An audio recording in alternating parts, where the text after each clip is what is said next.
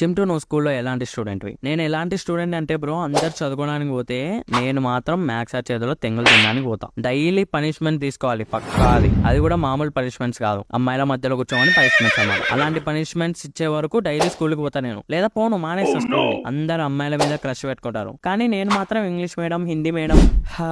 Simran madam, ఈ చీమరమూతి classmates ని కాదు బ్రో, డైరెక్ట్ మేడం ని సెట్ చేసుకోవాలి. ఇలాంటి స్టూడెంట్ ని నేను అప్పట్లో. ఇలా ఉండాలి మీరు కూడా. ఇలాంటి మరిన్ని టిప్స్ అండ్ ట్రిక్స్ కోసం ఫాలో అయిపోండి మిత్రమ్స్. చింటూ నువ్వు స్కూల్లో ఎలాంటి స్టూడెంట్వి? నేను ఎలాంటి స్టూడెంట్ అంటే బ్రో, అందరు చదువుకోవడానికి పోతే నేను మాత్రం మ్యాథ్స్ ఆ చేతిలో తెంగులు తినడానికి పోతా. డైలీ పనిష్మెంట్ తీసుకోవాలి పక్కా.